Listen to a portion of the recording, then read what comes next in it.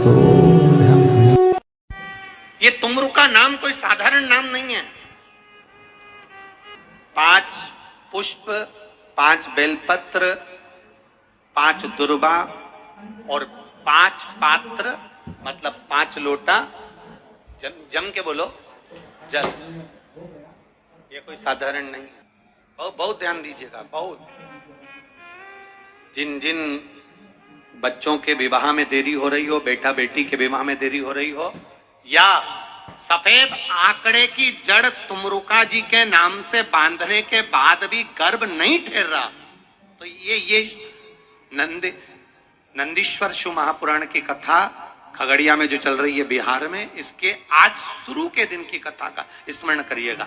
5 बेलपत्र, 5 दुर्वा, 5 पुष्प और 5 लोटा जल।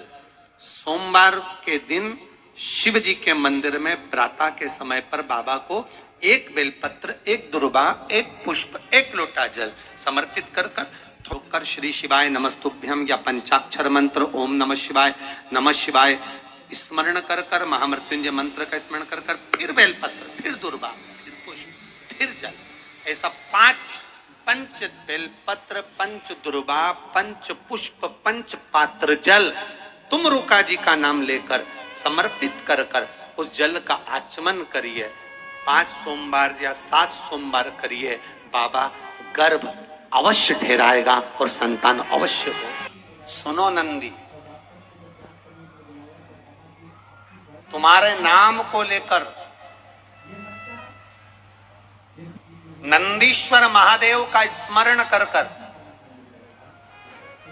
जिसके कंठ में, गले में, शरीर में बड़ा रोग हो जाता है, बहुत बड़ा कोई रोग हो गया, जैसे सहज भाषा में कहें कोई बहुत बड़ी बीमारी, बहुत बड़ा रोग, बहुत बड़ी अगर बीमारी, बहुत बड़ा रोग शरीर में हो गया, कोई लीवर, कोई किडनी, कोई कैंसर जैसा भी रोग हो गया, तो शिव महापुराण की कथा कहती है 1 दुर्वा।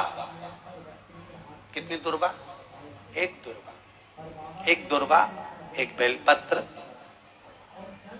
नंदीश्वर महादेव के नाम से शंकर जी को समर्पित कर दो। पहले दुर्वा चढ़ा दो। जैसे आपके पास में दुर्वा हो तो पहले शिवलिंग पर दुर्वा चढ़ाओ और दुर्वा चढ़ाने के बाद में फिर बेलपत्र समर्पित करो और समर्पित करने के बाद में धीरे धीरे देवाधिदेव महादेव पर जल का पात्र से, तांबे के कलश से धीरे धीरे शिव जी को जल समर्पित करो। धीरे धीरे भगवान शंकर को फिर जल समर्पित करना प्रारंभ। जब आप धीरे धीरे जल चढ़ाना प्रारंभ करेंगे, जल चढ़ाएंगे, धीरे धीरे जल चढ़ाकर उसको दुर्वा बेलपत्र जो चढ़ाई है उसके ऊपर से चढ़े हुए जल को आप लेकर आएंगे।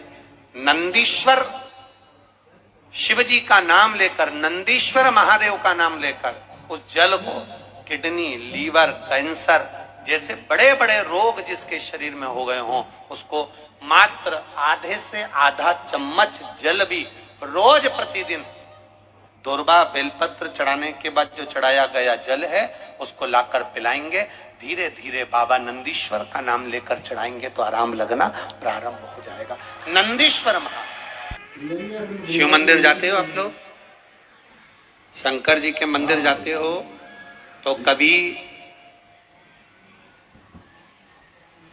आपको एक बात कही थी कि जब बहुत ज्यादा टेंशन हो, बहुत तकलीफ हो, बहुत कष्ट हो, बहुत दुख के समय अगर बहुत टेंशन में अगर जीवन निकल रहा हो तो कहाँ बैठने का कहा था? नंदी के पास में। और क्या देखने का कहा था? शिवलिंग का दर्शन। क्यों कहा, किस लिए कहा? तो नंदीश्वर शिव महापुराण की कथा कहती है, नंदीश्वर शिव महापुराण की कथा वर्णन करती है, जब हम नंदी के पास बैठकर भगवान शिव को एकाग्र चित्त से मौन होकर देख रहे होते हैं,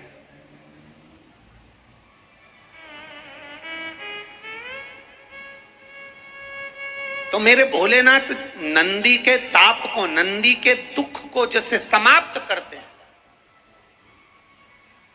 उसी तरह मेरे शिव हम केवल नंदी का स्पर्श कर कर, चरण पकड़कर मात्र दर्शन करते हैं, तो हमारे जीवन के दुख भी नंदीश्वर महादेव समाप्त करते चले जाते हैं हमारे जीवन के।